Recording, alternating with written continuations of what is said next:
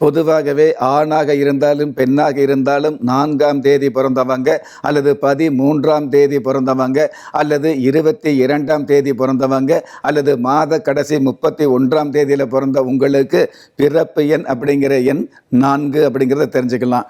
இந்த மாதிரி 4ஆம் எண் ஆதிக்கத்தில் பிறந்த உங்களுக்கு எந்த ஒரு விஷயத்திலும் பார்த்தீங்கன்னா மனசு நினைக்கக்கூடிய நேரத்தில் உடல் ஒத்து வராமல், உடல் நினைக்கக்கூடிய இடத்துல மனசு ஒத்து வராமல் கொஞ்சம் ஏட்டைக்கு போட்டியான இழுபறி நிலைமை அப்படிங்கிறது அவ்வப்பொழுது இருந்துகிட்டே இருக்கும் அப்படிங்கிறது உண்மை.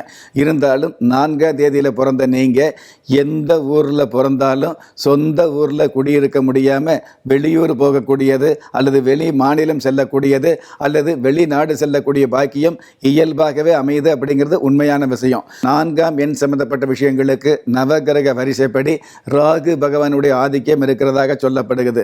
அப்படி சொல்லப்படும் பொழுது இந்த ராகு அப்படிங்கிறது ஷர்ப கிரகமாக இருக்கிறதுனால முன்கோபம் அப்படிங்கிறது கொஞ்சம் அதிகமாக வந்துட்டு இருக்கும். இரவு நேர உழைப்பு அப்படிங்கிறது அதிகமாக வந்துட்டு இருக்கும். உங்களுடைய வாழ்க்கைக்கு இரவு நேர உழைப்பை தான் மிகப்பெரிய மதிப்பை கொடுப்பதாக இருந்துட்டு இருக்கும். வாழ்க்கையில் தீர்க்க முடியாத சிக்கல் வந்தால் கூட அந்த சிக்கலுக்கு முடிவெடுக்கக்கூடிய நேரம் பார்த்தீங்கன்னா கண்டிப்பாக இரவு நேரமாக தான் இருந்துகிட்டு இருக்கும் அப்படிங்கிறது உண்மையான விஷயம்.